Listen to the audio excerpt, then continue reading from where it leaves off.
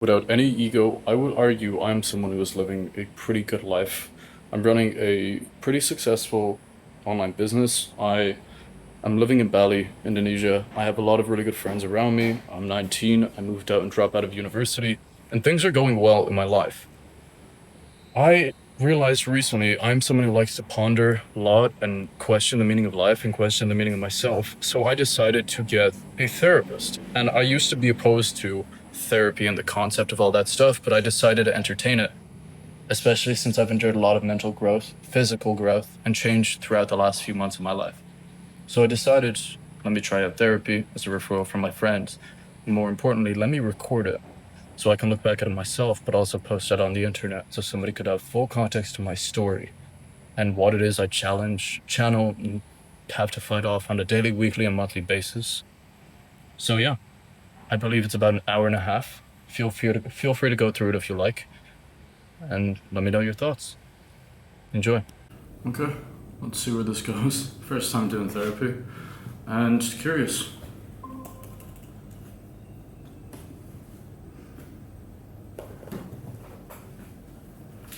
Got the notepad ready. Honestly, I have no concept of what might happen. Expectations.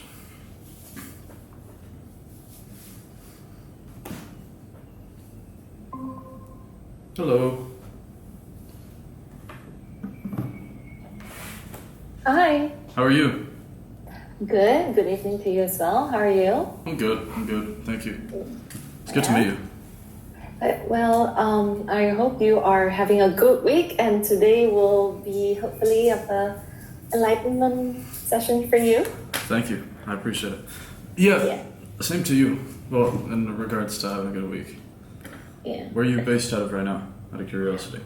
KL, Malaysia. Nice. So Nice. where the center is at, I'm based here as well. And I understand you're in Bali. I'm in Bali at the moment, yeah. Okay. Are you working there or working remotely from there? I mean, it could go both ways. So I've an interesting call for you today because I'll give you context as we go. I just want to let you kind of take the wheel. But I run my Okay. own businesses, so Okay. I'm currently based out of Bali just because it's more convenient for the business and Okay. just here now. So yeah. It must be really relaxing to be based out there, isn't it? Sorry, what? Is It it must be relaxed? really relaxing to be based out of there. It's good. It gives you a lot of time to reflect, which is really good. Okay, which is why you're here today. Yeah, yeah, yeah. Is this your first time attending therapy sessions? It is. It is. I have an interesting amount of context to give you, but Okay. I've reconstructed my life in a very weird way in the past couple Okay. months, and I guess year or so. I used to be a non-believer in therapy. I used to be a non-believer in manifestation or any of those concepts. Okay. And I used to be super pessimistic. I was raised with kind of a negative dad. So I've changed a lot, and now I'm all about reflection. I convinced one of my friends to come down to Bali and to move down to Bali because he was hiding from his problems with cheap dopamine, even though he runs a business as well, and he was super stagnant. And I psyoped him through the concept of just having time to reflect because we operate on like UK US time zone, where when you come to Bali, you have like a 6 hour window where you can't really do anything. So Yes. it's beautiful to reflect. And the main thing, I don't know if you saw the application, I'm just curious on perspective, to be honest. This will be fun. Yeah, I think it'll Yeah. be interesting. I'm super excited. So Is you're that- living it a little bit open-minded as we go. Yeah. Okay. Well, your first time in therapy and you are deeply insightful. I'm very curious where you're going to bring me today. I think it'll be fun. I have no idea what to expect. I have a notepad down, and I'm just Or excited. any to- insights that come up? Yeah, I think it's cool.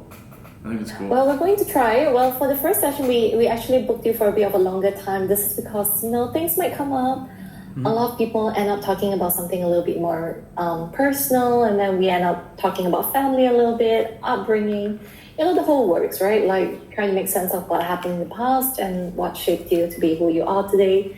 So, which is why we booked you for a bit longer during the first session. But the subsequent sessions will be about an hour. Yep. And then that's where, because I have a lot of context about you, so the exploration, the discussion would be a lot more like here and there, whatever that comes up, and then we are deep diving into those concepts specifically Whereas today it's more like, don't mind me asking, I'm going to ask a bit more about your family, your Yeah. history, just like an open textbook, just tell me what you're comfortable telling me today. How about that?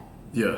I have this weird ideology where I'm super, I guess, sorry, I just came from the gym, so my brain is kind of foggy. But I give That's a lot okay, of it's a good time. I give a lot of context. I like to overshare because I think if you're conscious of your flaws and you vocalize them, it's easier to overcome them. So even my deepest insecurities, I may say to a person the second time meeting them, which is so random. But I don't really hold back, which you'll kind of notice, I think. I think that's great. I mean, you sound very comfortable in sharing, and also, I guess, a little bit on your vulnerabilities as well. But we'll see, right? We'll see. We'll see. Okay. I may project and just start attacking. I'm joking. Well, we'll start with the most basic question of all that people might find hard at times, which is, what exactly brings you here? Curiosity. I have a friend who referred me. And so when I was younger, I never really did believe in the concept of therapy or manifestation, like I was saying, or just general growth. I had a very pessimistic mentality in the aspect of where you are is where you stay. And Where you are is very safe, okay? and you don't grow. You can't grow. And I think Sounds like you're in a box, right? that's what it felt like for a long time growing up. And that was because I'm Irish, my parents are Moldovan, so it's like third world country plus super hometown mentality. And putting So those did they together. migrate to Ireland? Yeah, they migrated about 20 something years ago, and they had my older brother. I was like 22, 23, and then they had me. I'm 20 soon. So it was cool. And I guess it was like a very basic upbringing, but it was always where you are is where you stay. And I was never exposed to more until I kind of like did it out of curiosity, started online business out of curiosity, and it brought me to where I am today. And I've endured a lot of growth, I think, since then. To answer your question, without going on a tantrum or a rant, I have everything going for me in my life right now, more than it's ever gone. I have more momentum. For the first time in my life, my habits aren't pulling me down. And I would say I'm arguably still grounded, and it's not like an ego thing, but I really want a perspective, and just to hear it from an outside perspective, because I'm in a different continent with my family now. So when I talk to them, they're like, oh, you're doing well. When I talk to friends, oh, you're doing well. On paper, we're doing well. Mentally, I'm doing well. But I'm just so curious to see and to be conscious of my flaws, because I don't want to be the guy who's on his high and mighty horse and just doesn't even recognize them. And I fear that might be a thing. We all have flaws. And I'm conscious of a bunch of mine, but I would just like a perspective, weirdly put. I don't know if that's like a common thing you see.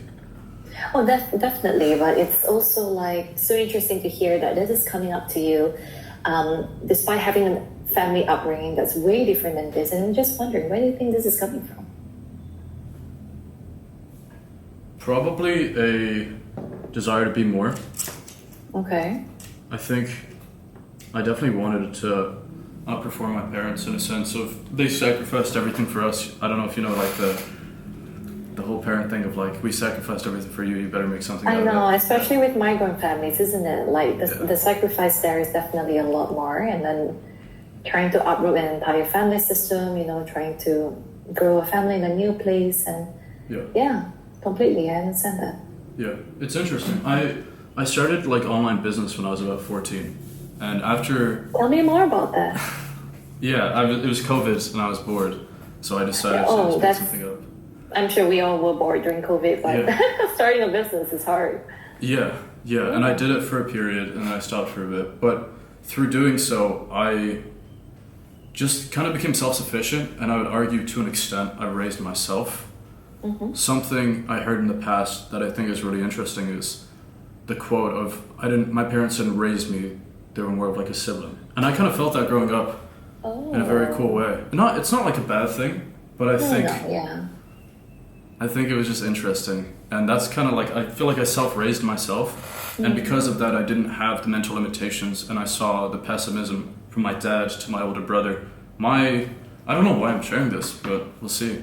My older brother and my little brother, I believe 22 and 13, are both afraid of my dad and his judgment. And I'm not like that by any means. I've actually probably built subconscious resentment for him because of that. But For your dad or for your brother? For my dad, I think. But yeah, and I just didn't want to fall into the same trap. I've seen kind of the path my older brother's taken. I've seen the toll my parents have taken on him, and I was always just too stubborn, I think, to answer your question. Probably just stubbornness, if I were to answer it in any way. So yeah. How's your relationship with your dad? With my mom, it's good. With my dad, Okay. I am optionally not speaking to him, which is probably my biggest flaw. We have a good relationship to a degree of if I'm home, I'll speak to him. And he doesn't call unless you call, which is like, I guess, a migrant parent mentality. But a lot happens in between with your subconscious mind when you don't have contact. He overthinks a lot. I do too, to a degree. So we probably have both developed subconscious resentment for each other. The last time I was home, which was a couple months ago, I paid for my little brother's dinner for his birthday, for like the full family. And my dad was not happy. So it left a super sour taste in my mouth. Yeah, it's weird. It left a super sour taste in my mouth, and then I just didn't make a conscious effort to keep in touch. And then you could say we drifted, but my dad and I feel like we're friends that when you see each other, you're still as tight as you were even without the contact. But I tell myself that I'm okay with it. That I'm okay. I'm also in a different continent. And I feel like an aspect of entrepreneurship and business is you do have to sacrifice. Maybe I'm not as close to my family now as I want to be, but it is within reason. So like my mom, I spoke to earlier today, we still talk. My dad, I just have associated it to something you need to endure to get to where you want to go. I have the very old-fashioned mentality of you need to sacrifice to grow, or pain comes before growth, which in itself is a mental limitation. I do agree, but it makes it easier to comprehend things because then you can attach pain to growth, if you get what I mean. I mean, it kind of fits into the narrative that you have for yourself, right? Like, I'm sure wherever you bring yourself to today is not easy. And I think when you have that narrative, like, if I'm uncomfortable, that means I'm growing. And obviously, discomfort could be associated with pain. I completely understand where you're coming from. Yeah. Yeah. Okay. So it's been quite a tough road getting to where you are. And I see that you're trying to break out the shell from the family system that once felt like a box to you. I honestly wouldn't think it's been tough. And I think a lot of people have this mentality in business where it's like it's super difficult. But I think it's because I normalized it at such a young age. And then for a while I resented business, didn't pursue it, and then got back on it. I don't think it was difficult. I think a lot of it, like obviously mental difficulty is a thing. And that's just mental limitations. But I like to believe now I've gotten to a point where I have a higher standard for myself. With business, I don't really operate out of a place of stress. I think I'm just so super disassociated to business, even throughout the upbringing, if you will. I wouldn't say it's been a difficult journey, which I know is like an unpopular thing to hear. But when I look back, I don't think it was bad by any means. I think I was just in the right place at the right time. Even like Bali, it's better for the business, so here I am. You know, it's weird. I have nothing attached to me, like I don't have a wife or I don't have kids, so in my mind it's like I can do whatever I want. I'll do whatever is best for the business, for my future self. It sounds like you are centering your life decisions based on the business growth. Is that true? I did for a while, and then I became conscious of it, and I realized I don't have a personal life to a degree, and it agitated me for a period. This was a epiphany moment I had 3 weeks ago or so. And I am with friends, and they do business as well. But we have periods where we work, and we have periods where we play. Like, we don't touch business on Sundays. So I did have that for a period where I was super attached to business. My whole life revolved around it. And then I became conscious of it, and then I got upset. And I would like to believe I fixed it. At least my mind thinks I've fixed it to a degree. But I definitely have disattachment. Like, I know I say I was disattached throughout the journey, but I feel like with business, there's a saying where you quit your 9 to 5 to work 9 to 9. And yes. yeah, and I definitely felt that for a long period. But recently, so I'll refer back a little bit. Yeah. A year and a bit ago, I guess even a year ago, I was at home. I was living at home. And in Ireland? Yeah. And I was with my ex at the time because I dropped out, moved out, and broke up with my ex all around the same time span. and that kind of pushed the business forward. I didn't break When up. you broke up with your ex and you moved out back to your family home?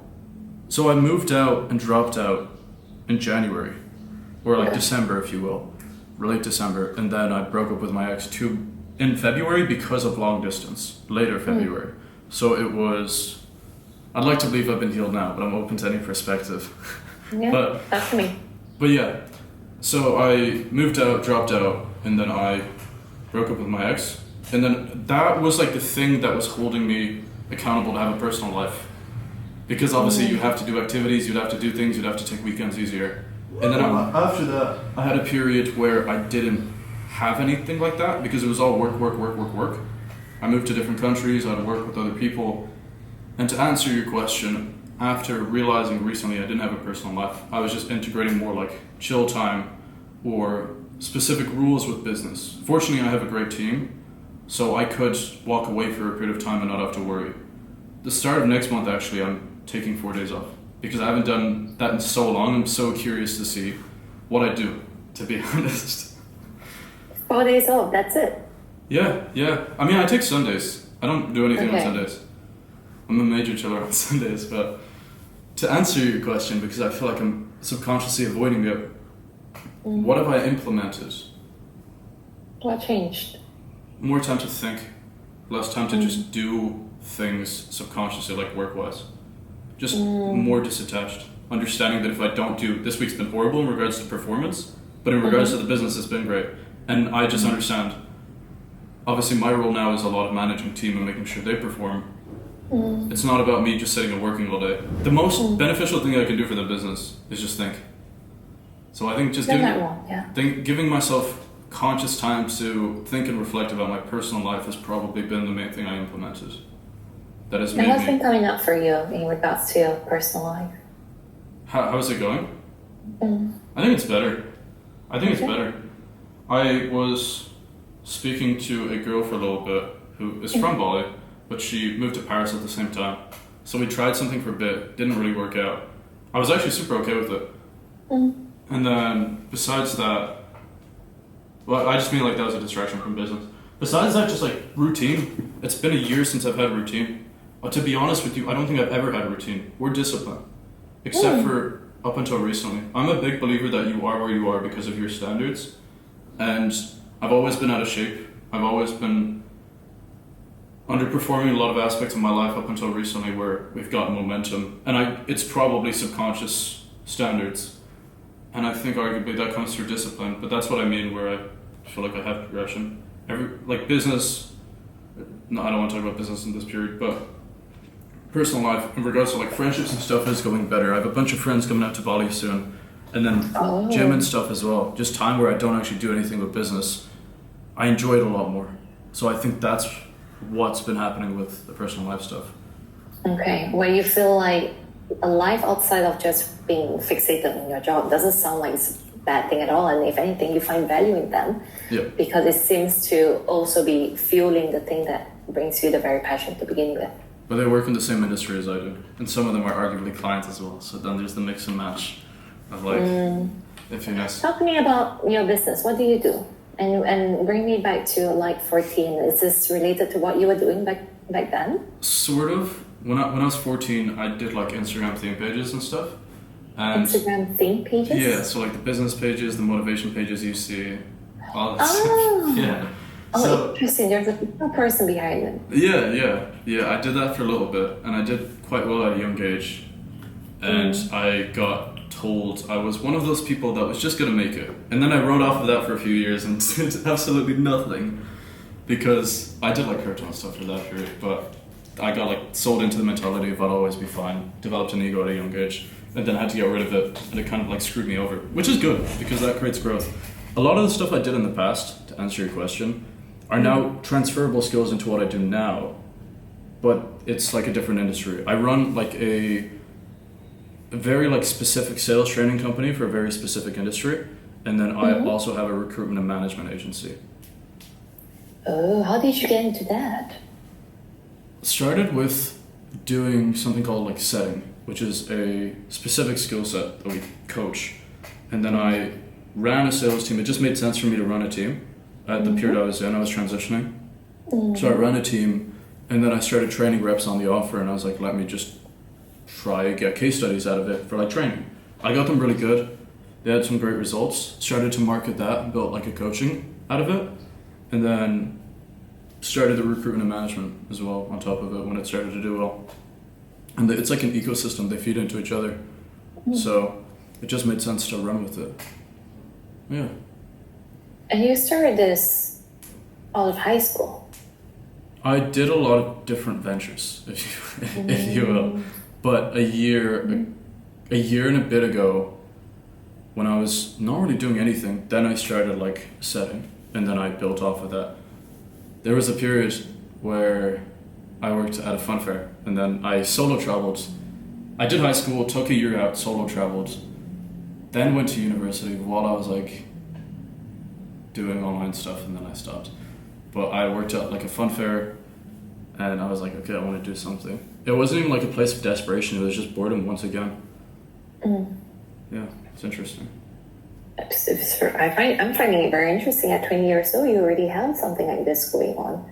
So there must be some kind of like motivation and mentality that brings you here. It's wow. I've definitely had to develop a why because I realized after a while, what was your why? It always changes. I think initially it was definitely, but it's always been family. It'll always be family. It was always do it for myself. I very quickly disattached to the concept of money because when your why is money, that's when you usually go to a dark place. And I latched onto the concept of, very recently I had an epiphany moment where I said, okay, I want to build my businesses. I want to stack a large chunk of cash, put it into property. I have a real estate coach that I'm working with now to get a property ideally soon. And security. The feeling of security is what I desire for the next few years through business. And then help my brother start a plumbing company because he's doing a plumbing apprenticeship now. So latching onto the concept of when I do X, I can do Y. And to do X, I need cash. So I can get properties, so I can feel like I'm secure. If God forbid anything went south, then my family and I would be fine. Yeah. So that's kind of what I'm latching onto now. Security. There's a lot. There's like 20, 30 pages. It changes all the time. But the main thing right now is just more than me. It's always been more than me. But now it's very much specifically the security, that one belongs to you, definitely. But I'm also finding it really amazing that you're trying to help your family through this. I think it just keeps you on edge. It's so easy to become complacent in Bali. I don't want to because I enjoy what I do and I've manipulated my brain into having pleasure in what I do. Which is why I'm so pick and choose when I work, what I do, what I delegate. I'm just trying to be very conscious of the fact that when I develop subconscious resentment, that's probably when the business will do worse. So letting myself think so it doesn't happen. But yeah, security is a big thing. Especially because I've been raised in a poor mentality, if you will. Your dad and his pessimism, yeah. My parents, they're both from a third world country, so it's just kind of iffy. Yeah. So do you grow up with like a very strong, like your family's upbringing is a really strong scarcity mindset? Definitely. I have a very specific memory where if you go to like a price tag in a supermarket, under it, it has like the price of 1 kilogram. Yes. Instead of, and my mom, I must have been 8 years old, showed me that that's how you really read the prices. I didn't understand the concept of comparison, so it was more like, that's the real price, and then I miscomprehended it entirely. But that's a very specific memory I have when I refer back to the scarcity of go for the cheaper thing all the time. Because they don't even think about the health benefits of one thing or the other, it's more just whatever is cheaper. So yeah, I would definitely say scarcity. I spent some time with my grandma earlier this year. She's living in Moldova, and it's like that's poor. That's poor. Like I went and I was with and she's still living there. Yeah, it's my mom's mom. So I spent time with her and my mom and my cousins, and I paid for like all their stuff during that period as well, which was super validating and fulfilling. And it definitely strengthened my why. But I did that for a period, and that was really fun. I would like to ideally next year go for a couple months as well. Because my dad, I don't want to make my dad sound like the problem, because he is a good guy. He has his own flaws and vulnerabilities. His mom died at a young age. He saved her life a few months before she passed, and he blamed himself a lot for it. So he has his own traumas, communication issues, insecurities. So I don't project on him. I don't blame him for anything. He is a good dad. Yeah. But he had arguments and issues, if you will, with my grandma, my mom's mom. So Why they- so? properties, I think, like every third world country parent has a property. That's what I noticed. And it's like, Back in Moldova. yeah, they don't come from money, they don't have money, but somehow they have some property that causes more problems than good. Yes. And arguments, and he kind of raised us, me and my older brother, to think that our grandma was demonic. Just like, Oh no. yeah. Oh, and over whose property this is? Your mom's side or your dad's side? My mom and dad, they like saved and got it together.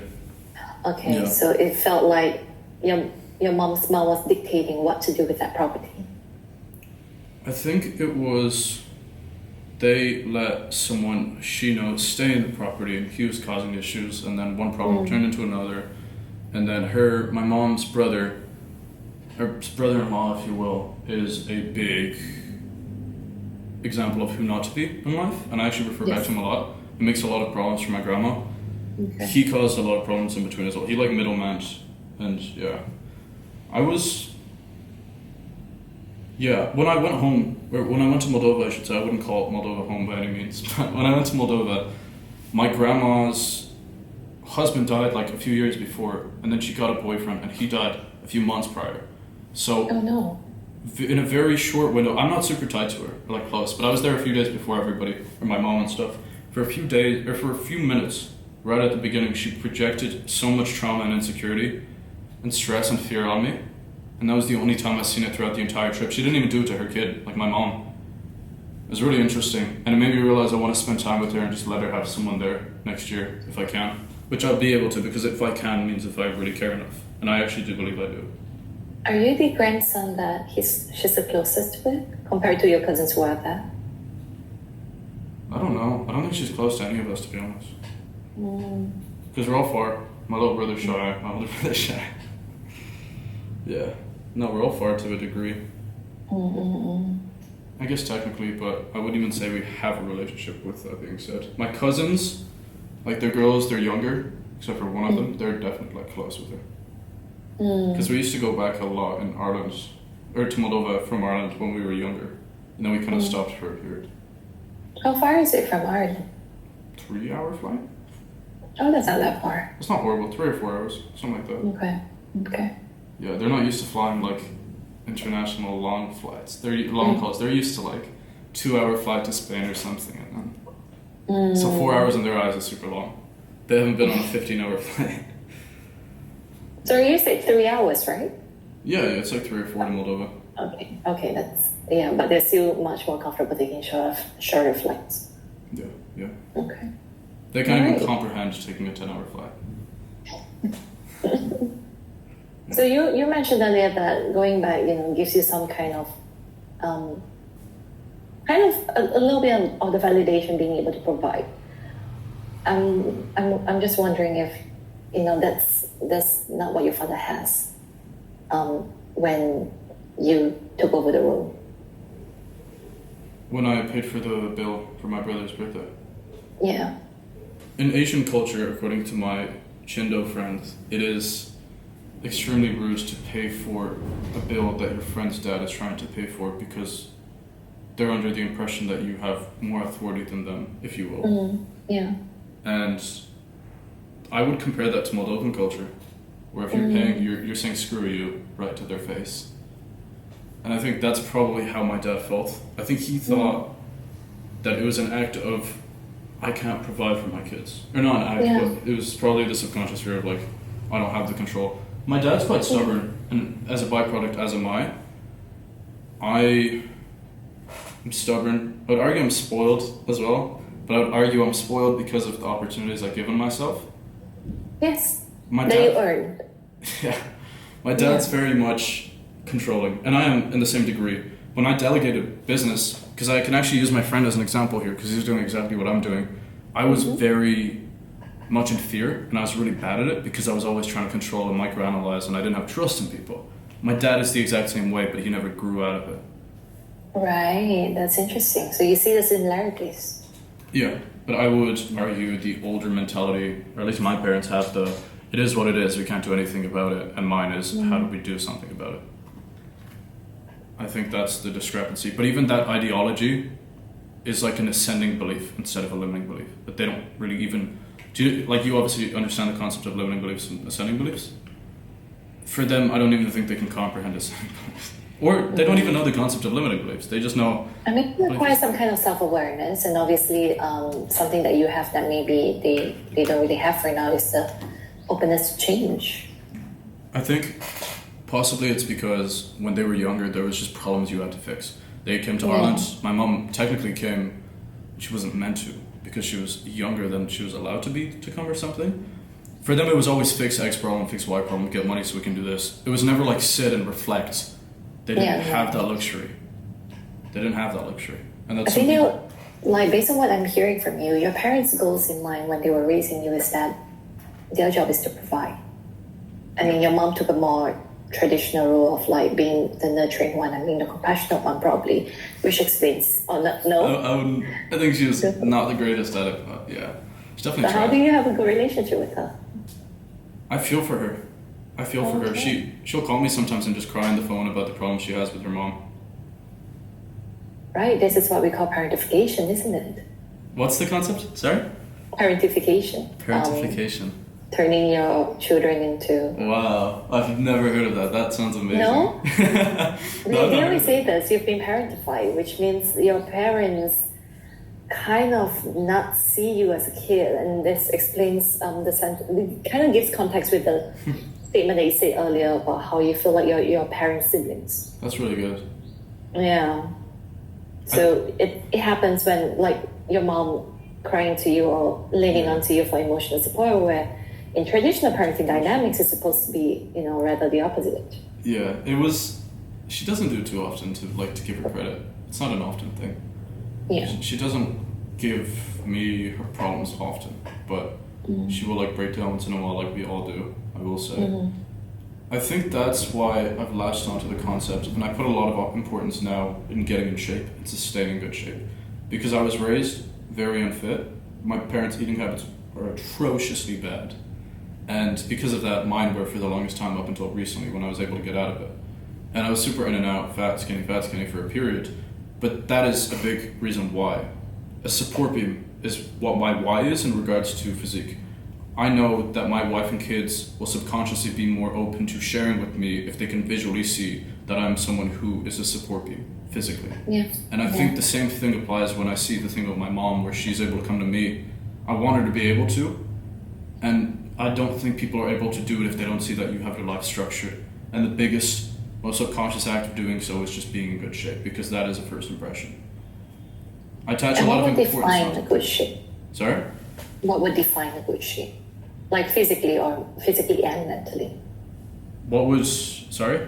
What would define a good shape for you? Just being lean and just being, I guess, in control of your eating habits. Okay, so more so like physical health then. Physical health is 100% a thing, and then just mental. Yeah. I have a lot of my friends that come to me for conversations like this, actually. Yeah. And it's interesting. I mean, I love doing it. It's my bread and butter. Just like, I'm super philosophical in that sense. Sending beliefs, limiting beliefs, creating And you do subconscious coaching beliefs. as well, so I mean, it is literally a bread and butter. Yeah. I mean, I've delegated all of the sales training. I just do the mentality stuff now just because I have pleasure in it. But yeah. I've trained in subconscious social cues to let myself think and ponder, which is like, not many people do that, but I just love it. I love it. I think Do it's you fun. read a lot, or do you bounce off the energy of like trusted people around you to have this kind of insights every time? I sponge a lot of information from YouTube videos and stuff like that, and mentors. I didn't read for a very long time. Now I'm doing, I don't know if you know 75 Hard. 75 Hard? I saw those videos before. Yeah. Are you doing that? I did it when I was younger, and I nearly finished it, and I got really upset. It was like my peak mental toughness at 14 or 15. I was so 75 Hard is egotistical. 75 days, right? Yeah. So Yeah. I just started it again, and it forces you to read. So I've been reading Surrounded by Psychopaths. Oh, that's a good one. Yeah. Great book Yeah. so far. 2% of the population is frightening. I have a good memory, I think, because my dad has a really good memory, and I think I've picked that up. So when I read, I just sponge information. I'm so curious. My friend has a joke about if I was on a podcast with Joe Rogan, I'd be the one asking him questions. I sound like a loser saying that, but I'm curious. I'm definitely curious.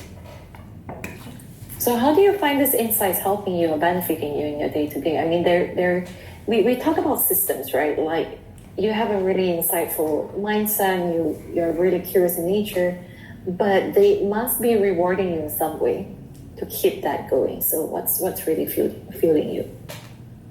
Subconscious progression, I think. Okay. Or maybe so even you conscious actually progression. see that you're improving from this. I have this big ideology that you will not burn out if you feel like you're progressing. And like we're essentially hamsters on a hamster wheel. As long as we feel we don't actually have to, but as long as we feel like we're getting better, we'll be happy. And Yeah. I do think there's a major difference between happiness and peace. You can sustain peace, you can't sustain happiness because that changes all the time. There's dopamine That's just a associated to state that. of mind. Yeah. Yeah. So I go a lot for peace, and if I feel like I'm getting more educated and I'm breaking mental limitations, and as a byproduct, everything else in my life gets better, physique, business, everything. I'm arguably happy. Well, I know it changes, but I enjoy the peace.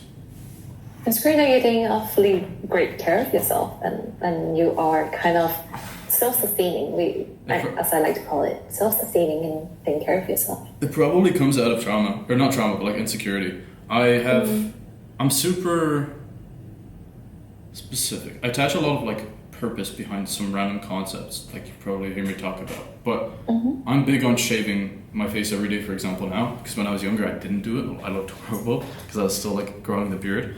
But in my mind, if I can do the small things every day that people would skip, I can do the big things. And then once again, I can feel like I have control. So I have a lot of those small little habits that I force myself to bind by, because if I feel like I can control them, I feel like I can control my life. Were you always like this since young? I've always been stubborn. I didn't have these things, but I think it's because I kind of like built myself, of course, but Yeah, you did. I proned myself to be in the best positions possible. So like even at a youthful age, like 14, when I was making money online, I developed my environment. So my mentors, the people around me, the knowledge I was getting, the beliefs I had, the opportunities. I wouldn't say I've always had it. I'd say I've always known I'll be okay, I guess. Because you always knew and trusted yourself to Yeah, I take mean, care of yourself. when I worked in a supermarket, I had a good time. When I worked at a fun fair, I had a good time. In my mind, like there's a saying like lost in the sauce. And then the last time I was in business, I reflected back and I was like, wow, I didn't realize how good I had it. Now I have it better, but I'm so lost in the sauce where I'm grateful. I'm appreciative. I say grace before food and everything. I'm very grateful for where I am.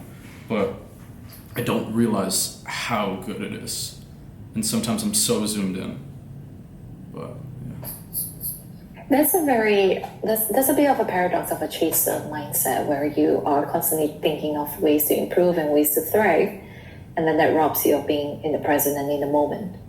And then, people often ask the question like, what's the balance here? Like, if I were to be present and to be mindful and just be grateful, then it feels like I have to give up that chase mentality, versus if I go for the chase mentality all the time, that is robbing me away from being happy in the moment and being appreciative in the moment. So is that what you struggle with as well? I think there's a level of gratitude that can very subconsciously turn into complacency, especially in an environment like this where you're not chasing finances. So you need to disattach from the finances. And when you say, I'm doing well, I'm going to be happy, then it turns into complacency. Then you've stagnated for 6 months. Now you're reflecting, saying, why did I get happy? So Yeah, exactly that. I think there's like a fine line where I try to be very conscious of and be careful. I am very appreciative where I am, and I love life. I will say that. I've never had suicidal thoughts or anything like that. I actually told my dad when I was a kid I was going to jump off a bridge, but Does that piss him off more so? Jump off a hotel. It really annoyed him. He was really worried. But I've not had anything like that, fortunately, which I'm very grateful for. I used to not believe in mental health, to be honest. So Yeah, what changed? Good question.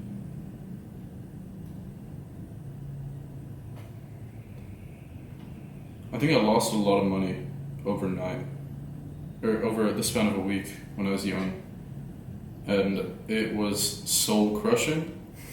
Yeah, okay. It was unfathomable for like, even for me. I mean, it was unfathomable. So I wouldn't say it put me in a bad mental health state, because after a week I didn't care, but I was very much like, I internalized all my problems and I became conscious I internalized all my problems, and then I slowly realized that is mental health. That state of like temporary negativity over that is an indication of a poor mental health. I nearly gave myself depression by mistake, because I created a mental limitation that I have good weeks and bad weeks, and or good days and bad days, and after like 5 bad days, then you have 5 good days, and I actually believed it for a few months, and then I'd go through periods. That's an interesting formula. Yeah, and I was like, that's a mental limitation, but I didn't even know the concept of mental limitations. So I was like, that's not true. I'm just like manipulating myself somehow. It's not true. And then I was like, okay, I get to determine if I have a good day or a bad day. Like, what is this? So weird. Things go by so quick. That was an epiphany moment I had cycling back from the gym after school when I must have been 16. And I remember it like clear as day. So weird. So weird. You're like a self-cleaning oven. It's really interesting. How the epiphanies just come and then like you just see all of it. Yeah, I'm just autistic to a degree, maybe. I don't know. I would, you say like mental limitation. In psychology, we also call them like rigidity.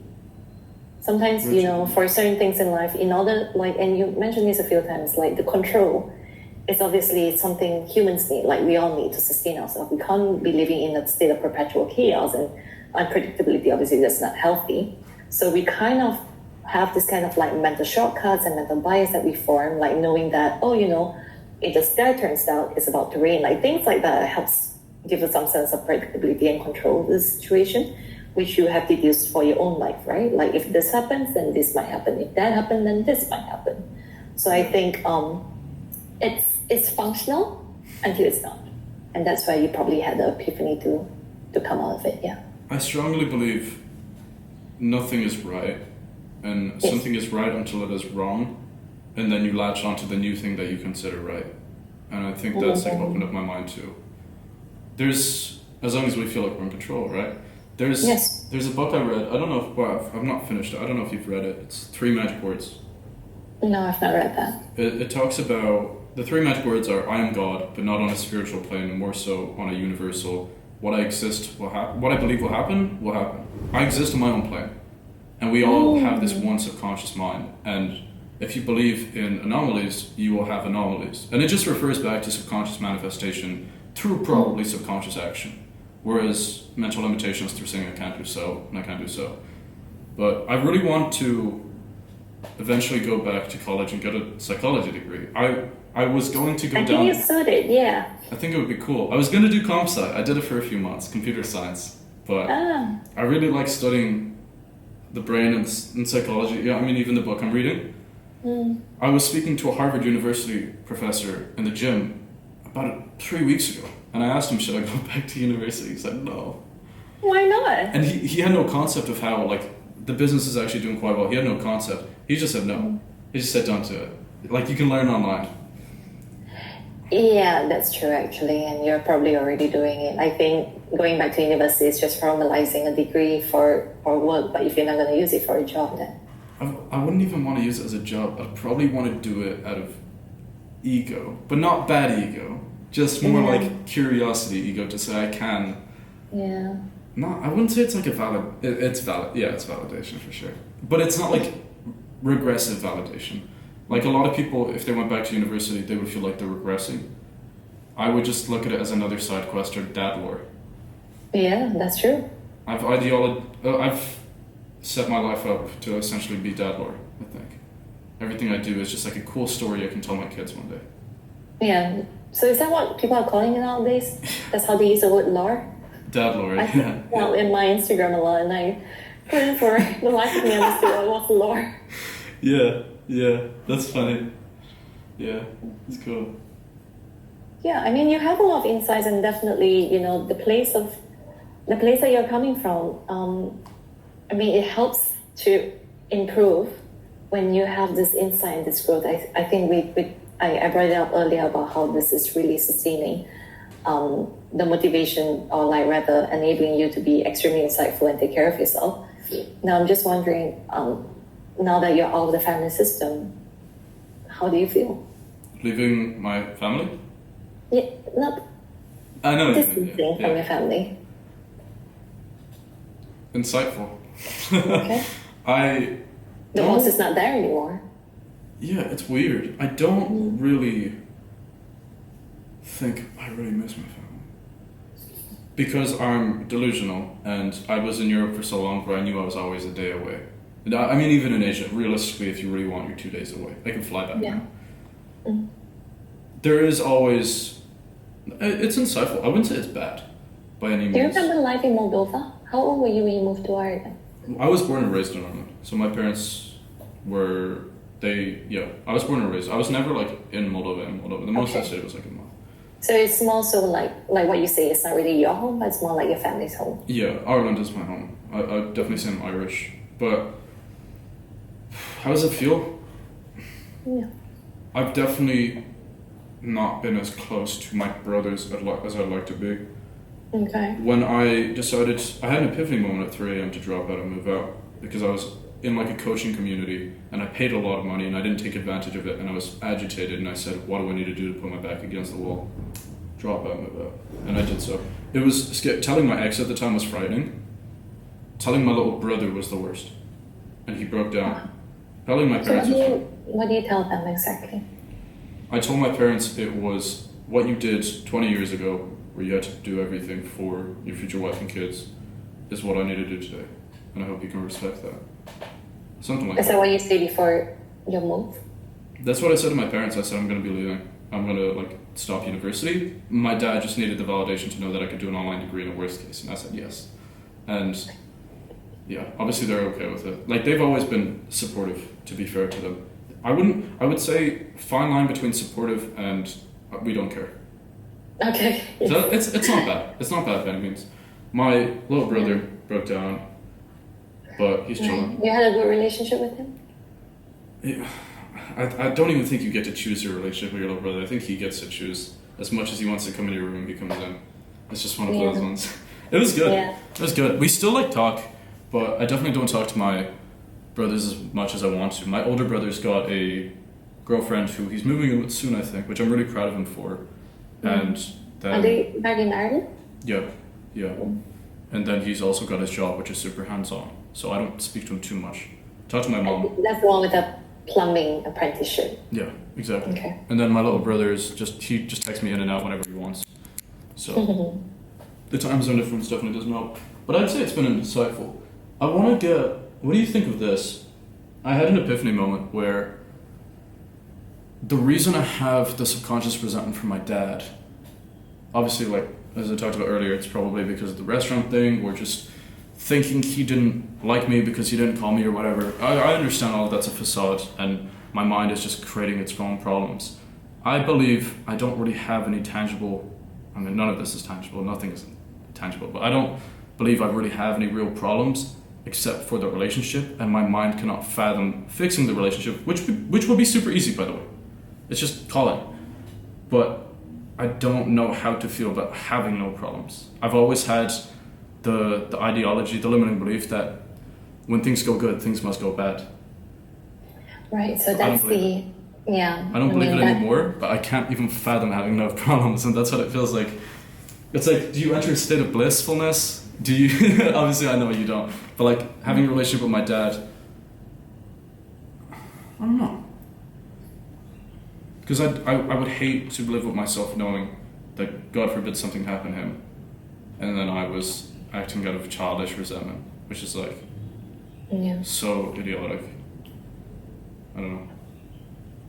I think that resentment over that, if we dive a little bit deeper, what I'm seeing is that a child got hurt.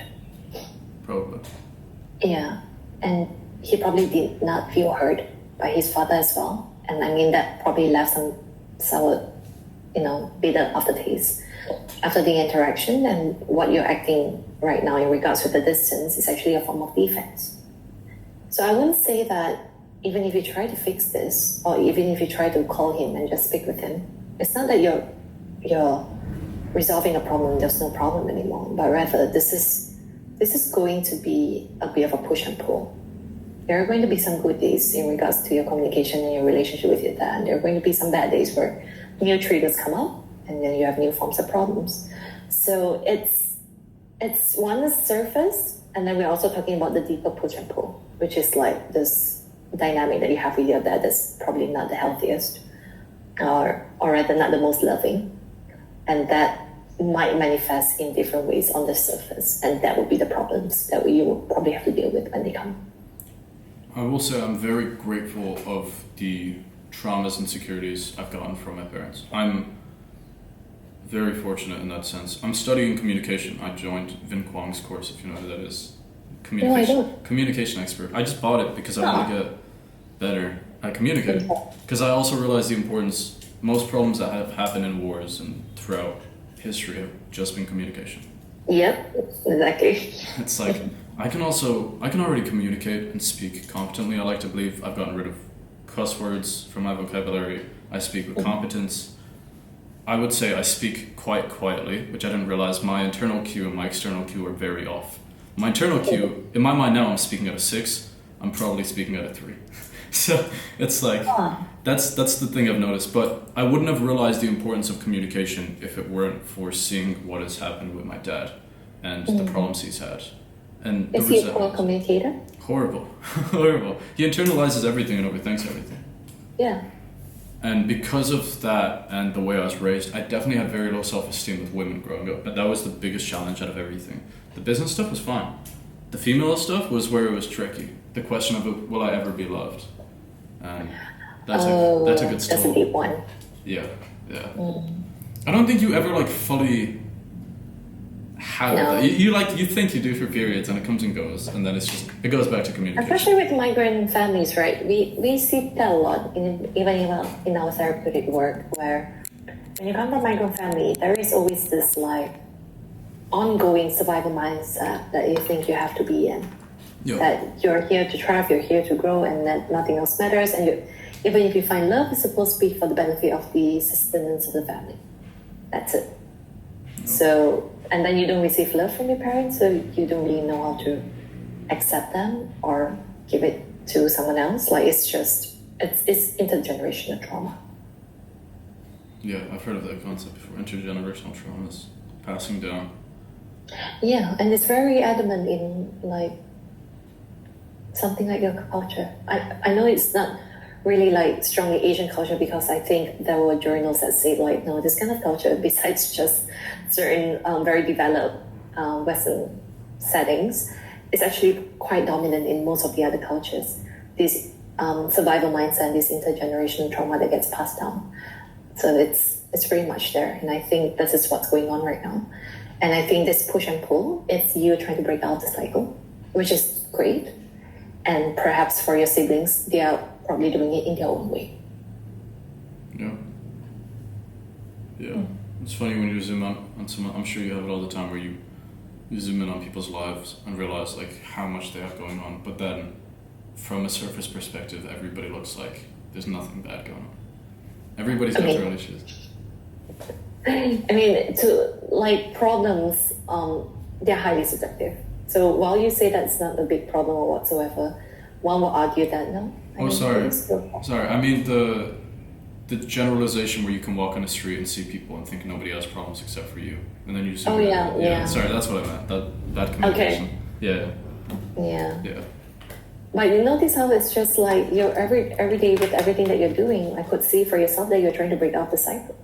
You started off the session saying you grew up pessimistic, you grew up, feeling like you're in a box, and generally your dad wasn't the best, almost nurturing dad out there, and a lot of things that you do for yourself, you actually have to do for yourself. And when you mentioned you have an older and a younger brother, which made me hypothesize that you are a middle child, that probably comes with its own set of challenges as well. When do you determine if you've broken out? Or is that self-determining? There are so many different definitions that people would subscribe to. So again, it's highly subjective, but I would say in session, when I see that clients don't speak to themselves the way their parents speak to them, I would say that they have grown up. Yeah, that's good. Yeah. But that's a hard one, right? Because you grow up a blank slate, and a lot of what your parents' voices are, like, for example, your vivid memory of like looking at the small font of a price tag. You know, I mean, it's a marketing strategy, isn't it? The price that you want people to see is like highlighted and bolded, like, put in big. And then the smaller one, the real value of that, you know, per 100 gram, how much does it cost? That's usually much smaller. But your vivid memory that you had to grow up being a lot more mindful at the smaller stuff like this, it's basically one of the key examples of the voices that you grew up with. Like, that's deeply embedded in you, and maybe you might not grow out of it, but I'm also talking about more importantly, the voice that you have for yourself. Like, for example, if you have a bad day, how do you talk to yourself? If you face a hiccup at work, how do you talk to yourself? That, you know, if you don't recognize the voice to be of your parents, that's where I know you probably have done a great job growing up. Yeah, I would argue my biggest vices right now, if you will, are, I mean, even this is past me now. I used to like crash out, I guess, and like stress out about business and project. I don't do that anymore. I haven't done that in a period, in a relatively long period, or like mid-period, which I'm proud of. I think I can cope quite well. I think there's a fine line as well, because it's, if you consciously say things that you know will affect people, that is projection. But if you consciously say something to a team member who's underperforming because he underperformed, that is just communication at a harsher degree. So I don't think I did things consciously to make people feel bad. That's borderline manipulation. But I would say I don't really crash out anymore. I can cope with it well. And then the main thing, the other thing, which I've gotten out of for the most part, is the self-esteem thing. But then there is also the vice of subconscious projection onto people casually as a joke, where you say mean things, and that is something that my brother used to do to me a lot growing up, and I never realized it up until right now. So, for example, how did he say? Well, he's like 3 years older than me, so it'd always just be insults, and then his friends as a byproduct would do the same, and I liked validation as a kid anyway, and I had friends over time, but like when I was younger, I'd want to spend a lot of time with my older brother, as most older brothers do, and I'd stay with him and his friends, and then they would like pick on me, and then because of that, I mean that happens to everybody, but because of that, then I think I subconsciously project in larger groups. 2 or 3 people, no problem. 6, 7, I'm gonna say something mean, and it's something I'm conscious of. Did you say stand up for yourself? Is that what you mean?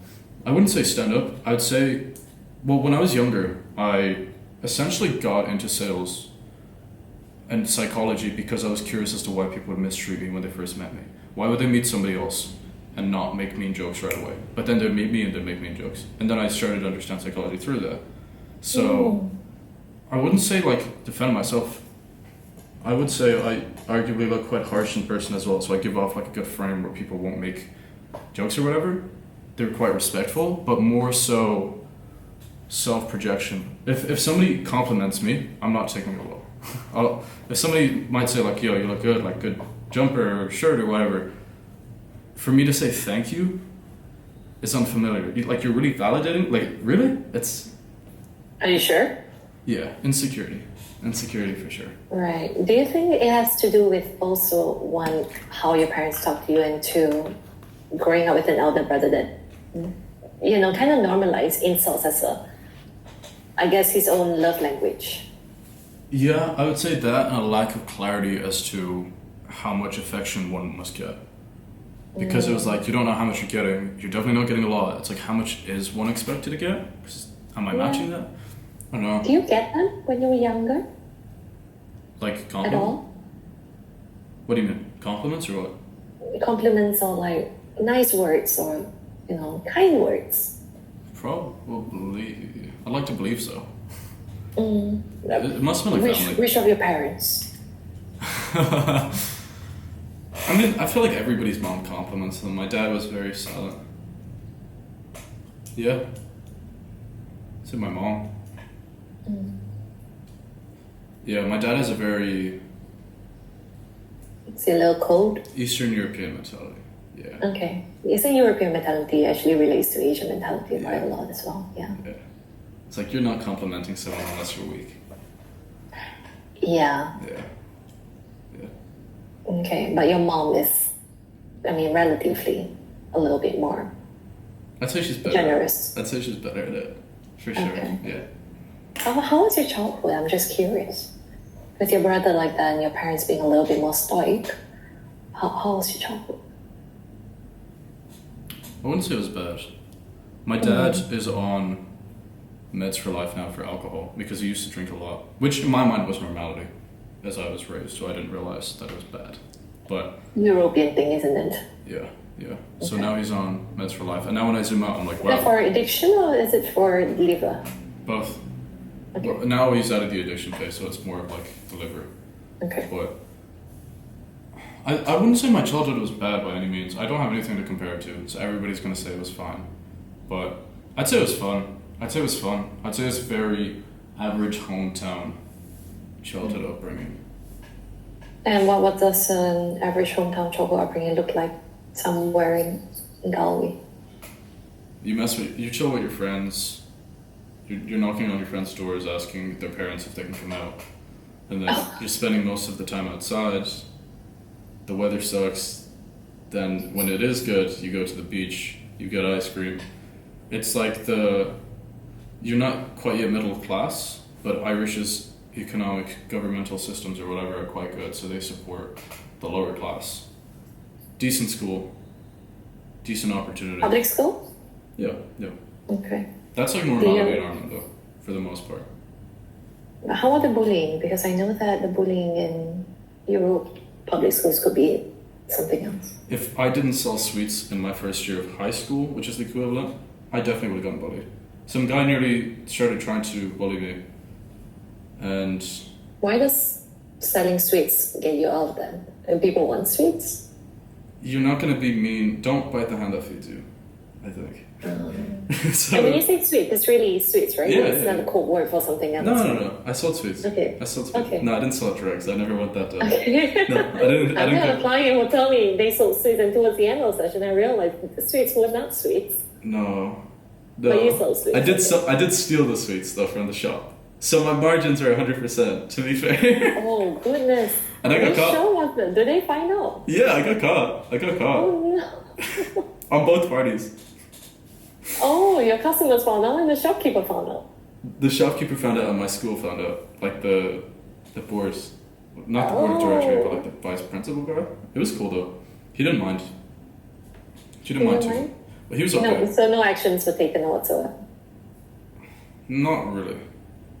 Okay. It was really bad actually because the woman who caught us at the school, we always wore our school jumpers when we did it. The woman who caught us at the shop had been brought in, I'm pretty sure, by management to figure out who was stealing. And then right as I stopped, that's when I got caught. And then, because that was a horrible habit, to be fair. Horrible habit. How did you? Now I'm very curious. What was your motivation to do this? It was fun. It was dopamine. Okay, that's all I need to know. So that was your why, the dopamine. I mean, I was selling sweets at 100% profit margin. And Okay. it's like you're a kid with your friends, you're having fun, you know you can do it, so you're going to test the limits. Yeah. It's like- Do your friends know this? Yeah. And no one read you out for it?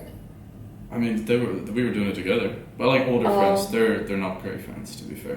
Some of them have gone down bad paths, but yeah. No, I mean, it was fun though. It was just like, how far can I take it as a kid? That was always the mentality with the sweet stuff. I think I didn't steal technology. I didn't do that. I didn't Yeah. do like. They have fraud. sweets. Sweets are pretty harmless. Yeah. Yeah, but it wasn't because of the scarcity mindset, like you needed the money to pay the bills or whatsoever. No, it was none of that.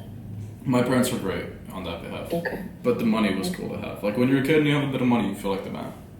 Yeah, you Every- really do. Yeah. everybody What were you wanted doing food. with the money? I don't know. To be, I actually don't know. I think it was more like saving it and knowing I had it was quite nice. Okay. Probably. Yeah. So you managed to have a relatively healthy school upbringing because, there were no bullying instances, nothing at all. I mean, of that sort? there's always like the picking, but it wasn't bad because the guy who nearly like officialized it, if you will, and started this whole thing about like hatred towards me, ended up liking me because I was selling sweets. So I kind of got myself out of it. I think if I So didn't he sell sweets, needed you. yeah, I think if I didn't sell sweets, it would have been horrid. Genuinely, Were you in a boarding school? no. No. I was like Okay. 30 minutes away from my house. Okay. Always quite small. So Were there other significant memories from your high school? Or from your school? Even, elementary? my little brother goes to this school, so I'm still like thoughtful of it, and I still remember it. So What do you remember? about high school or like primary school or play school? Both. Significant memories. That I definitely should have had better sleeping habits because I was super tired all the time, and because of that, I was always quite mean. When you're tired, you're mean. I'm one of those people, but Okay. I have it under control now, and then I also just sleep. But I think that was highly reflective of you to take accountability for that, but how did that come up? How did you realize that you were mean because you like sleep?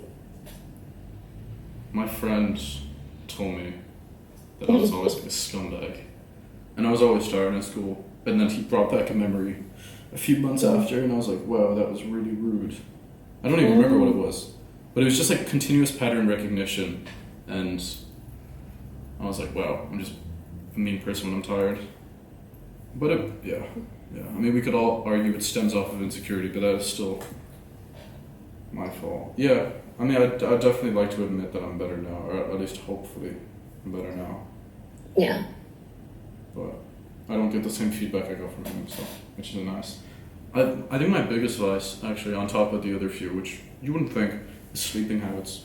When I was younger, I did crypto, and because it was the U.S. markets, I would be forced to go to bed at like 3 or 4 a.m. And then you could wake up, the way it operated was you could wake up and you would have missed out on a bunch of money.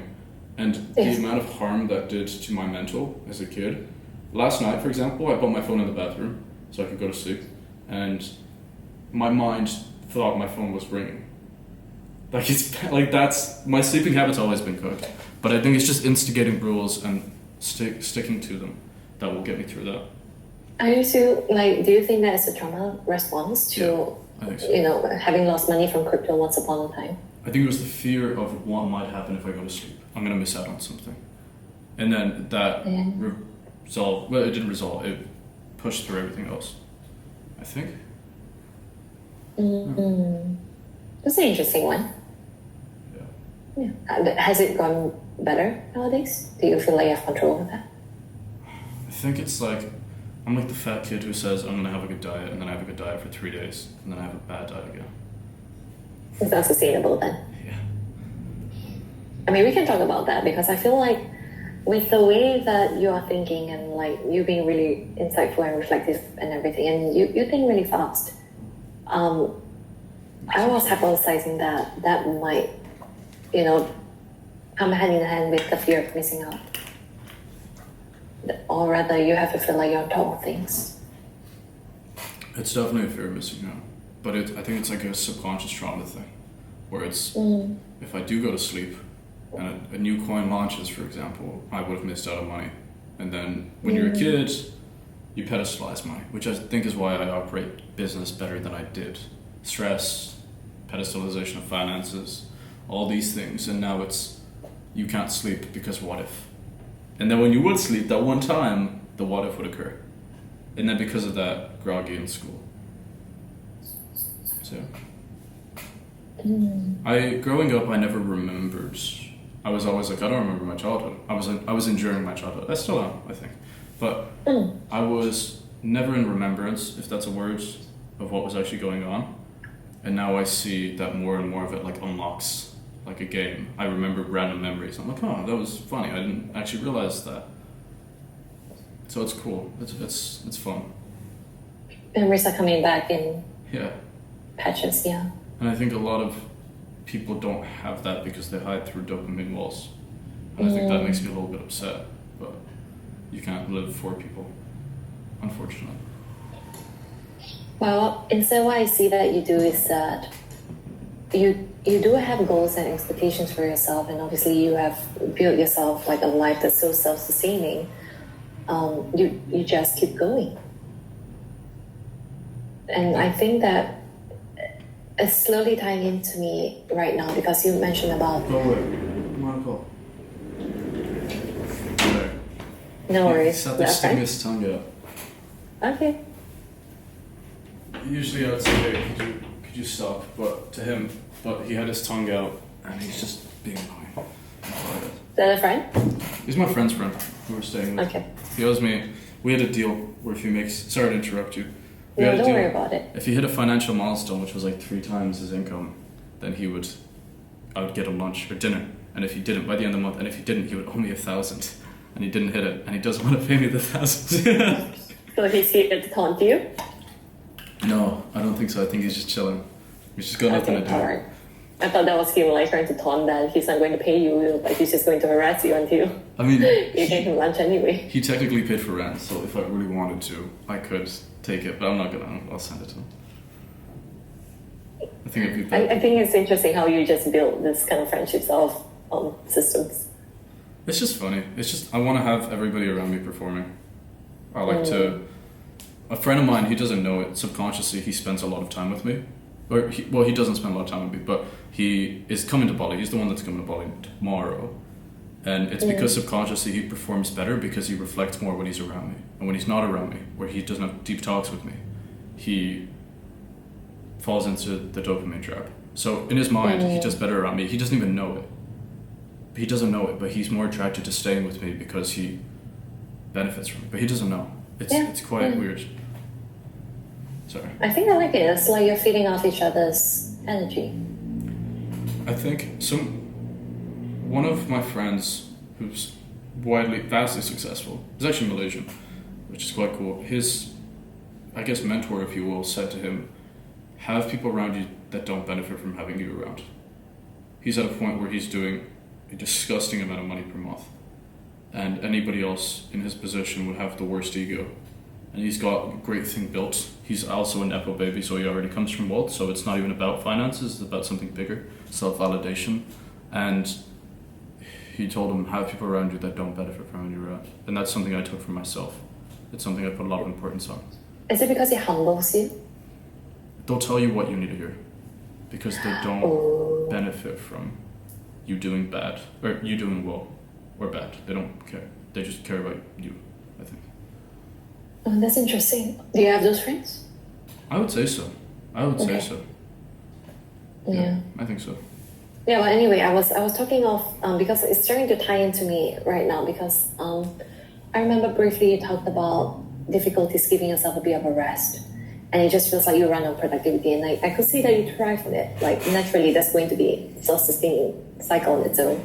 Yeah. But it ties with that observation where you say you find that when you go to sleep and there's a bit of the fear of like something might happen, when I wake up, well, it's an opportunity lost cause if I go to bed. Yeah, of course.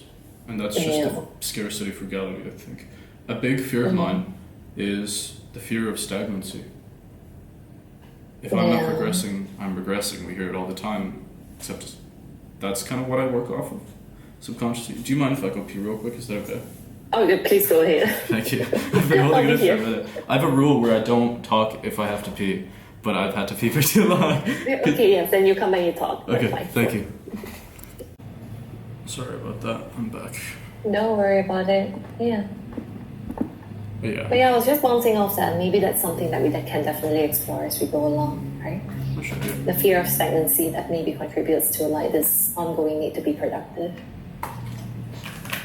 Yeah, I think stagnancy will make me feel like a loser. I'm just someone who wants to do what I want, which is what I mean by like spoiled. And I feel like stagnancy will make me feel like a loser, and nobody wants to feel like a loser. That sounds like a really harsh way of talking to yourself, and it fits into that mental limitation, right? Like this, and then you get fit into a box. Yeah. Yeah. It's funny.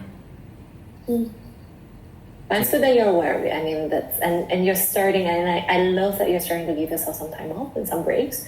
Because if anything, I wish that you see that there is reward from taking a break. It's not that it's directly correlated with business outcomes or like productivity per se, but rather you are motivated by like, oh, I get to reflect a lot more on my business, reflect a lot more on my growth, and somehow that pours into my business in the end of the day. Yeah, I mean, in the mornings, like when I train, I say mornings, sometimes I wake up later, but I train, I eat, I do whatever I want. I chill, I definitely chill. And even Sundays, like I don't touch work. There was a period of time where I wouldn't think about business more than like 7 times every Sunday. As of recently, Sundays have been more like, do I deserve this Sunday off? Because I've been doing a lot less dopamine admin work and more scheming ideas to scale the business. So it's like even thinking is work. And then you could argue, it's like then you could argue like those extra days off would actually benefit the business because I'm thinking more. And it's like, I just want to do what I feel like I'm enjoying. If I stop enjoying something, then I don't want to do it. And then, very simple human being, except, very simple human being. Are you getting better at that? Like you're able to compartmentalize that during your rest day, even if you have an idea, you're not kind of like dull on it and like overthink about it. I think we're always naturally trying to solve problems in our mind, even if it's business, even if it's personal life. I don't think it's worth pushing that away, because when you get a good idea, no matter when it might be, a lot of people say I have great ideas at 3 a.m., but that's in itself a limitation because then you only think you have great ideas at 3 a.m., but also it's because you turn off your phone and try to sleep. But I feel like whenever I get a good idea, I reward myself and I get dopamine from it, so I train my brain to give me more good ideas, and then I get better good ideas. How do you reward yourself for it? I'm just like, that's fire, that's so good, I'm gonna write it down, or I'm gonna do this. Like I was driving through on a Gojek to, where was it? It was Sunday. We were going to like a shopping center and to Uniqlo. and to Uniqlo. They have Uniqlo in Bali. Yeah, there's like 2. I don't even know how. It's like 40 minutes away. But yeah, it's weird. But we were going to Uniqlo on a Sunday just to chill, go look at some clothes, whatever. And I got the idea of helping my brother in a few years when I stack a lot of money and then get properties, the security, cash, brother. It's like kind of obviously that path. And it was whilst I was driving through, and it was beautiful, it was super sunny, and it reminded me a lot of like childhood holidays. And it was such a good idea, and I was like, that's such a good idea. And then obviously I got dopamine from it, and then I'm like training my brain to have more things like that. How is a childhood memory a good idea? So how does that relate? It reminded me of the holidays with my brothers, my parents, and I feel like everybody has to accept the fact that you're not going to do as many as you want. There's a period where they kind of stop. I feel like it goes, you're up until you're 18, then or 19 or 20, it depends on the individual, of course. And then you stop going on those holidays, and then you continue again maybe when you have a wife and kids, if you're fortunate enough to, with your parents. So there's the discrepancy period where you may not have it. And it's like trying to figure out. Obviously I will. My mom went to Moldova, for example. I joined her. I'm going to do it again next year. It's not that I'm limiting myself. It's just I'm not as close as I may not be as close to my family physically ever again as I was. Emotionally, I probably will. I will have those relationships and they'll only strengthen. But I think it was just like a self-reflection of life is beautiful. It always has been. It always will be. And it just reminded me of everything at once, and I was like, I don't get overstimulated per se, but I was overstimulated with great thoughts, and I was like, this is good. That sounds like a great opportunity for you to refocus on what you're doing this for, right? The improvement of obviously your quality of life, bringing out the intergenerational cycle, and trying to give back to your family when possible in the future. I actually tried to. I tried to get my mom, even though I wasn't talking to my dad, this was a few weeks ago, I called my mom and I wanted to book her a holiday. Yeah. And I wanted to spend like a couple thousand and just get them a great holiday, my mom and my dad. And she wouldn't let me, which was really upsetting. Do you have a provider mindset? I think it's going to take them a while to accept this. Yeah, it's also just understanding I don't get to do everything I want. Because for me to determine if my mom gets a week off of work, because she cleans, she's a cleaner. It's I cleaned with her for a while actually. It was quite fun. Yeah? Yeah. Is it for commercial buildings or like hotels or what? Just like houses, just houses, and Airbnb. Or, sorry, B&Bs, not Airbnbs, but B&Bs and houses. Yeah, it was fun. She But must be in great shape. How old is she? she's not in great shape. My parents have horrible eating habits. She's like 43, 44. That's young. Did they have you young? Arguably young, yeah, young 20s. They never got to live their life. And it's a big thing. Yeah. I've been preaching to my mom. Like, you spent your entire life living for us, now get to live for yourself. My grandma said the same thing to her. Because my grandma said, I've spent my entire life living for my kids. A few weeks after I said this to my mom, and she said, now I'm going to live for myself. And I said, Mom, you see, I don't want you to, like, no offense, but get to grandma's age and then realize that. Realize it now. Yeah. My little brother's old enough, he can do whatever he wants. He's 13. He's 13, but you think he's 20. It's crazy. It's a tweaker. Yeah, I don't think I think maybe they have a really strong provider mindset, which is very common with migrant families. Like there's again, like similar to you, like there's this attachment to like if I need to take a break, I need to earn it. I can't just take a break like that. It's like the Western mentality of work. But then I've Yeah. never been attached. I've never actually been. Well, I was to New York, but I haven't been attached to Western culture, so I don't actually know it. But it's weird. It's like the connection that you don't even realize exists. It's funny how that's even a thing. But I thought in Europe they take the vacations very seriously, do they not? Europeans are chillers. Europeans take Yeah. vacations off. They have Saturday, Sunday off. I mean, yeah, with Eastern Europeans, maybe that's a different story. I would argue Moldova is like arguably lazy as a nation. It's like Indonesia, according to my Chindo friend. No offense, because like the Chinese mentality versus Indonesian is so insane. Like it's so different. So I heard about that. I mean, that is the basis of the riot, isn't it? yeah, that's crazy. Asian culture is so cool. I need to get more educated on it. I don't know enough. You've been here for a year now, have you? I've been here for a month. I went to Singapore, then to Indonesia. I went to That must be Jakarta. a huge shift of culture, isn't it? I would have thought so too, but I didn't really get culture shock. I'm like a cockroach. I just adapt really weird. Okay. Yeah. Well, why Singapore? Singapore's living expenses seems really high. Yeah, it's supposedly the best quality of life in the world. We flew from London to Singapore, and my friend and I, because he was showing me Asia, and then the Chindo dude, and then he showed me Singapore, then we went to Jakarta, where he's from, showed me Jakarta, and then he showed me Bali, and then he was leaving to go back home and then back to London. But obviously I had different friends with me as well at the time, and now there's a couple of us, and now more are coming out. But it was like a pre-planned Asia trip, and I was like, I'm so sick of traveling, I just want to settle down. I want routine for the first time in my life. Let me just stay here. And I stayed here. So Bali is where you choose to stay then. Yeah, Bali's good. There's a lot of ego here for sure, but What do you mean? I go to like an influencer gym, so it's full of influencers, followers, there you go. ego, but that's just how it is. You can't do anything about it. It's good. I like it. How long do you plan to stay here? Until the end of the year, I think, and then go home for Christmas. I realized my family birthdays are the first few months of the year. For as long as I possibly can, I will not trade skipping those. Because I thought about it, and I was like, maybe in 20 years, I'm going to skip one and I'll be really upset. If I can optionally go home, even if it's 500 euro, 1,000 euro, and I'm in a different part of Europe, I'm someone who, I want to be true to myself, I would go home for that birthday. And I said, okay, well, for the first few months of every year, I'm probably just going to have to stay in Europe. And that's okay. Like, I'm going to have to stay in Europe. I get to stay in Europe. Sorry?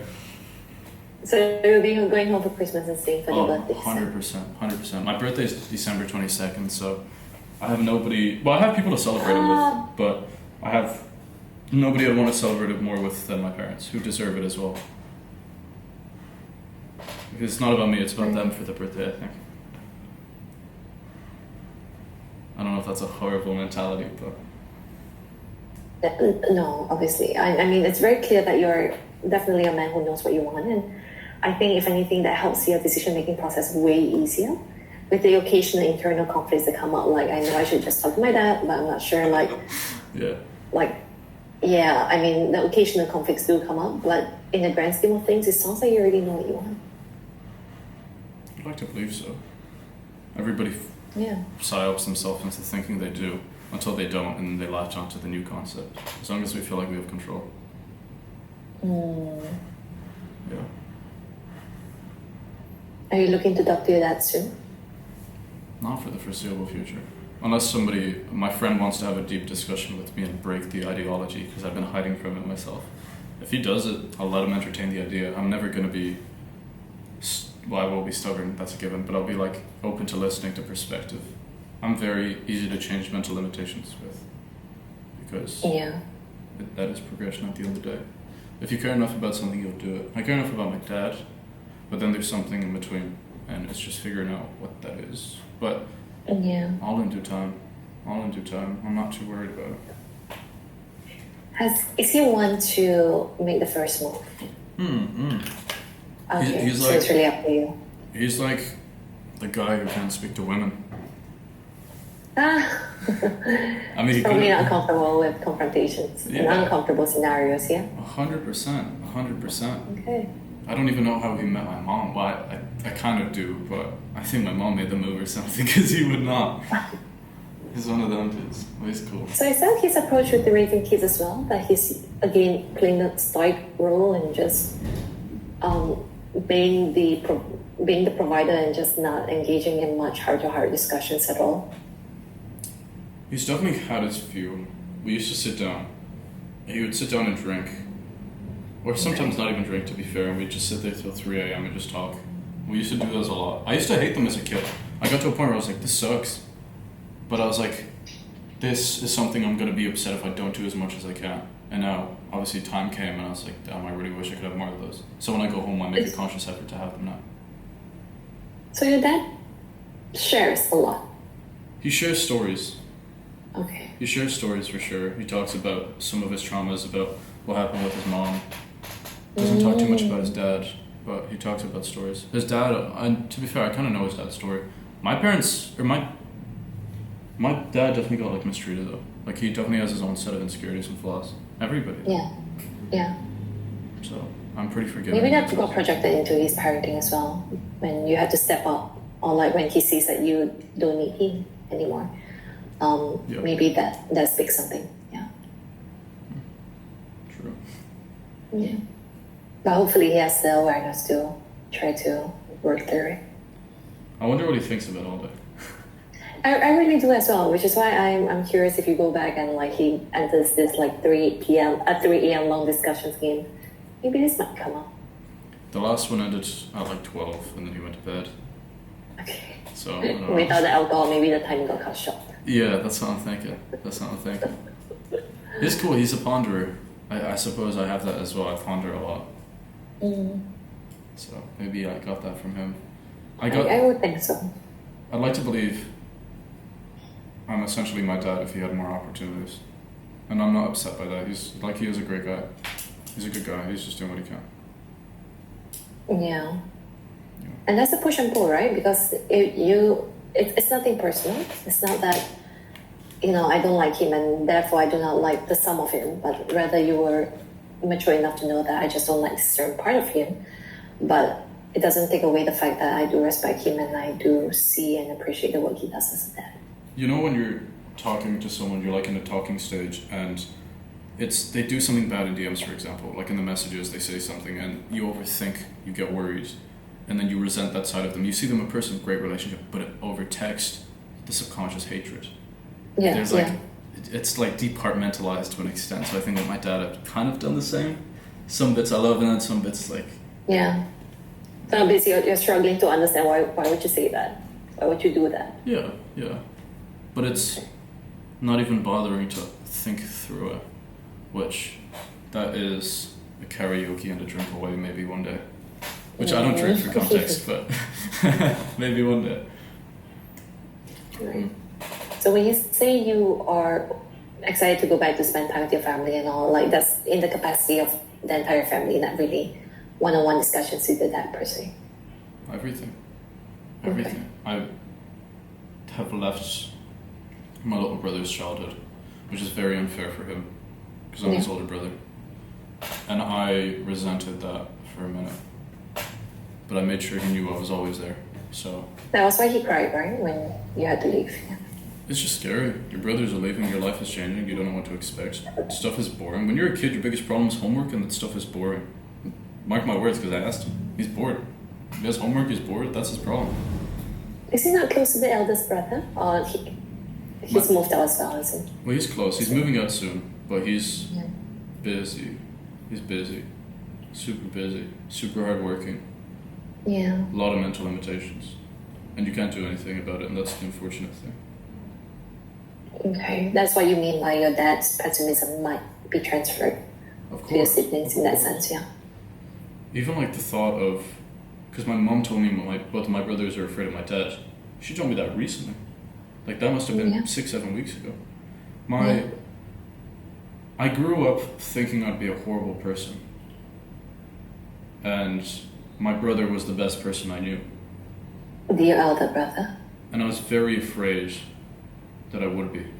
And now I've put myself in a position where my brother's still an amazing person.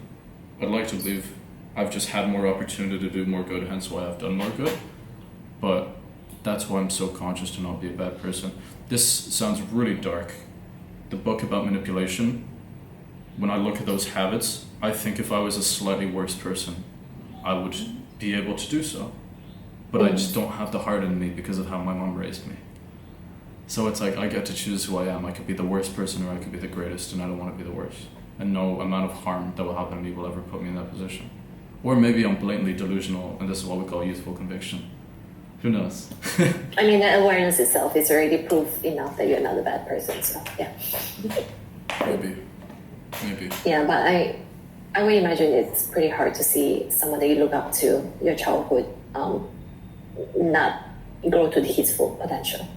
I think you will. I think what I realized recently, and another epiphany moment of mine, if you will, was I am not the only one to do this. What I'm doing now, I've just gotten here earlier. Many people Yes. I know will still be able to get to the point that I'm enduring, the mental stress and the whatever it might be, the problems, the success, the fame, the glory, whatever BS people say nowadays.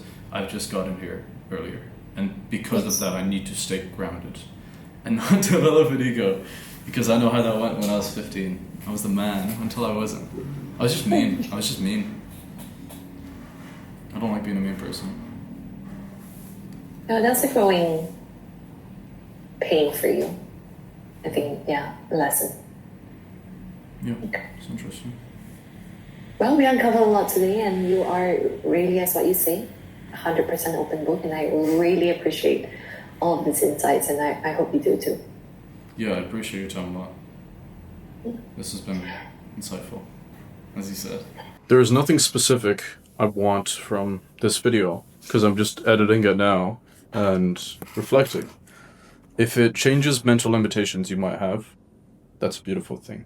If it makes you want to start online money, that's a beautiful thing. If it makes you sit and think, that's a beautiful thing.